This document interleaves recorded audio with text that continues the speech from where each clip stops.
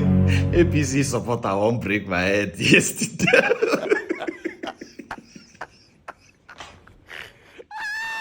Because of price. Nobody is not there again. Eventually. I enter market, man, I go buy bag of rice. They say that's 62K. I said, you know, say 60,000. He said, no, say that's 62,000 now. I said, okay.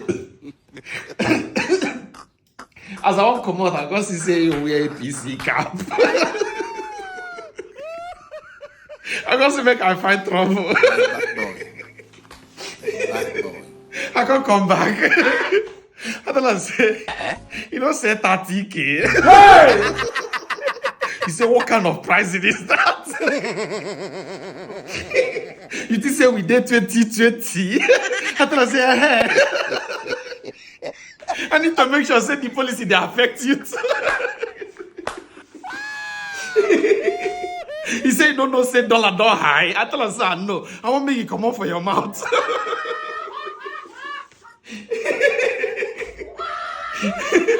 He said, get out from my shop before I lose my temper. I tell him, say, we don't lose our own temper since the election. It's time for you now to lose your own. So it's not bad. The way where the dollar take the fly, it will make me the wonder. Is it that APC is trying to make a policy that will put Nigerians not to be able to travel? Because now, if you get admission abroad, you go there in dilemma. If you calculate how much where dollar be, where you go spend. If you be parents, you go say, no better say this my child, no get this admission abroad. That time, now the only time where you go wish for the village people to attack. Village people, where are you? This is your food.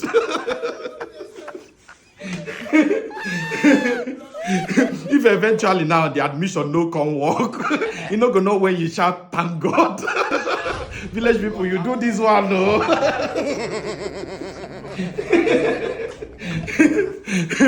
Not only you gonna tell your child, don't worry, what God cannot do does not exist. If this door closes, another one will open. You not gonna say no money, they run away. Exchange rates make everybody begin to love village people. You go begin to discuss with your friends. These village people too, sometimes they do good though. They have your best interest at heart because of dollar. Mamma mia.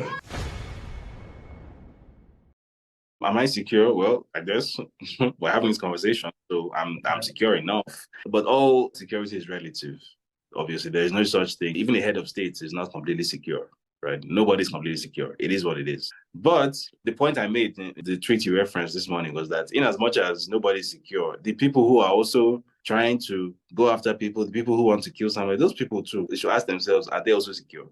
Because nobody has a monopoly of craziness. Nobody has a monopoly of violence. Nobody has a monopoly on anything. It's a double-edged sword. So the person who lives by the gun will also die by the gun, right? So, and it's important for them to know this. Now, regarding that tweet, yes, I guess all the information you need is already in the tweet. The person who is behind the plot, the FCT minister, Wike, who I don't know whether he sees this as his ticket into the big time, his ticket into the inner caucus of the Tinubu administration, which he clearly is not in. Maybe that's his thing. I don't know. The thug stroke enforcer stroke career thug who has been tasked with actually providing the muscle to carry out the operation, Musili Akinsonya, aka MC Oluomo. And then the person who has always been closely aligned with that guy, whose cover profession, let's put it that way, is a musician who travels and tours around the world, has been tasked with providing the cover for the thugs who are apparently going to be mobilized to carry out this mission. So the idea is, if you get information that this guy is in whatever place, so and so place, you can say you are going to have a concert there or a show there, whatever. I mean, you come along with an entourage that includes these people, they execute a strike on this guy, and then that's how they fix their problem. They think that's what's going to fix their problem. They think that eliminating David Hundeyin is going to fix the issues that Tinubu is facing. And the point I was making was that, first of all, for the sake of argument, if he could eliminate me, it doesn't fix any issues at all, because those processes and institutions are completely independent of me. I might have started off these legal issues, these legal problems that he has now. That might have been my work. I might have started off the legal process. I might have funded the legal case. However, it has already reached its conclusion. So if you eliminate me now, for the sake of argument, if you could do that, those documents are still going to come out. Even if I say right now that the documents shouldn't come out, it's not going to stop them from coming out. I don't even have that power, first of all. So it doesn't solve that problem, right? The platform I run, West Africa Weekly, it might have started off as the daily newsletter. It's not that anymore. It's expanded beyond that. I'm not even the majority owner of the company anymore, right? I own less than 40% of the company now. So it's an integrated media platform now. It has its own, so the launch is, I think it should be by the end of next week, the official launch. It has writers, it has long form people, it has visual people, it has producers, it has backend, so it's going to run whether the Hundeyin is around or not. It's not going to stop.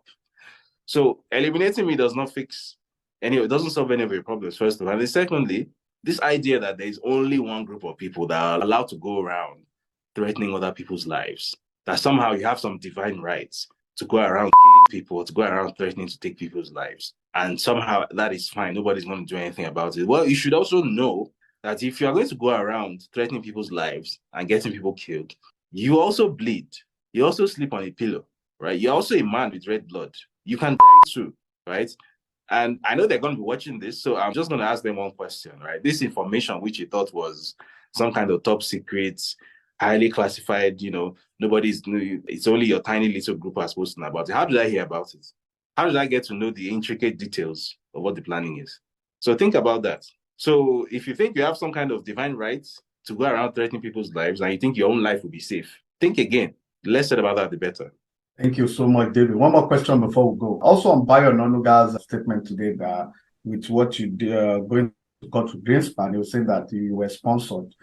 Can you please respond to that officially? I mean, I know you did on the tweet, but I just want to, because for the sake of our viewer, just to set the record straight, because he's trying to say that you're being sponsored by Atiku or Obi or all that. So can you give us a response to that? So for one thing, I'm completely sick and tired of being insulted like this, right? So the world that Bayo Onanuga comes from is a world where the only reason that a journalist can have the ability or the motivation to go this far in his work is because there's one money bag, there's one politician behind him. Because the type of journalist that Bayo Onanuga is, and the kind of journalists he has around him, they are such human beings that they don't have this capacity, right? That's the world Bayo Onanuga was born and raised in, right? So if that's the state of Nigerian journalism as that when he was a front-time practitioner 30, 40 years ago, whatever, that's his problem. And I love it for him, right? I've always made it very clear.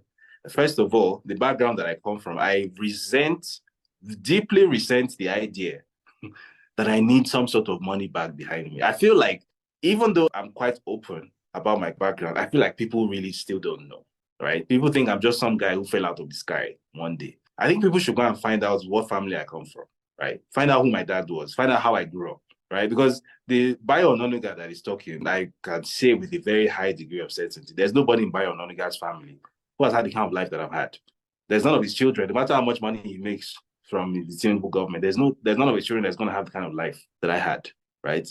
You can go to LinkedIn, just do some basic research on who I am and where I come from, right? It's like, I don't want to appear on this show and boast about these things. Like, this information is out there. It's not a secret. So first of all, this idea that I'm some hungry person who is doing stuff because there's some person who is giving me money. I don't need your money, right? I've always made it very clear that the work that I do is reader funded. The only money that I collect is money from readers, and that's via subscription. In fact, it was earlier this week, that for the first time ever, I've resisted. Do you know the number of times people have asked me, put out your account, let's do GoFundMe for you, and I've always fiercely resisted the idea. I've been asked to ask you too. I've fiercely resisted the idea, but for the first time earlier this week, I was basically put on the spot that no, we insist, because I was on the Twitter space that was organized for me, and they said, put your account details there. Because normally what I say is go to West Africa Weekly, buy a subscription. Right? That's normally what I say. I don't like seeming like I'm asking for charity or something. I don't even like it. Like, I'm way too proud a person for that.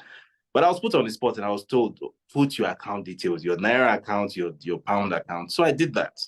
Right? That's the first time I've ever done that. That's probably going to be the last time I'm ever going to do such a thing. Because that's not how I operate, right?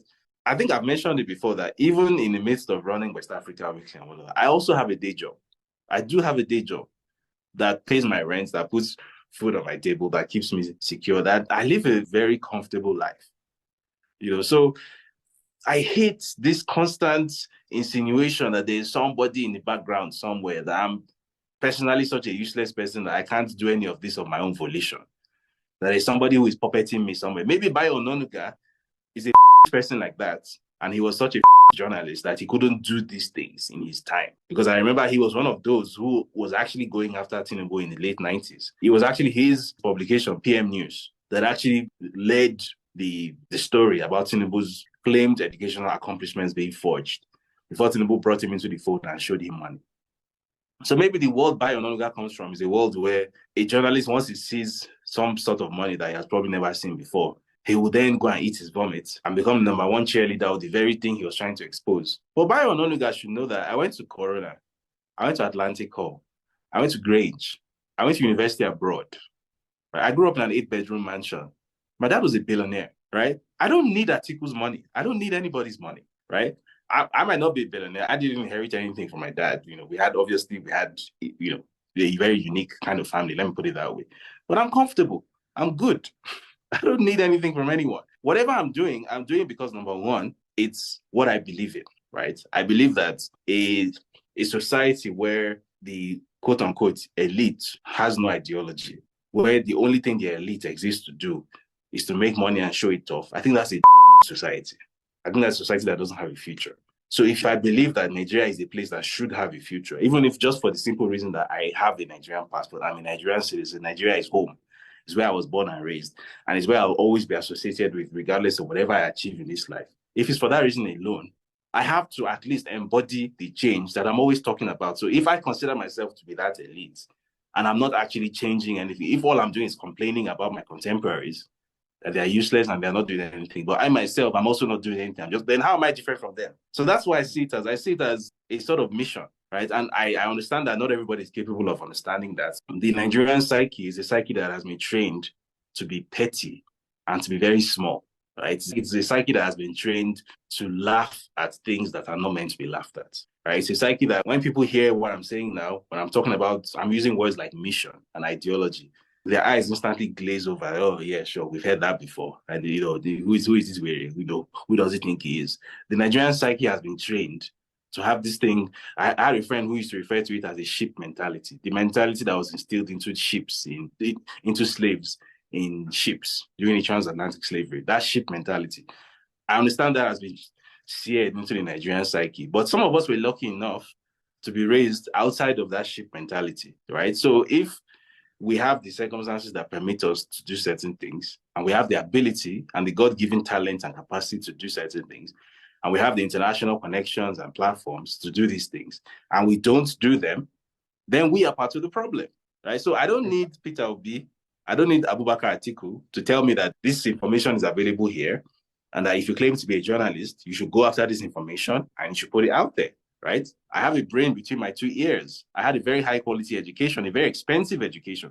What was the point of all of that if I can't do what I'm doing now? So just to set the record straight, I am not being sponsored by anybody except my readers, right? My readers are the people who sponsor me.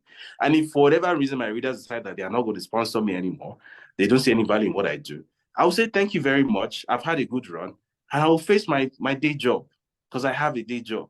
That's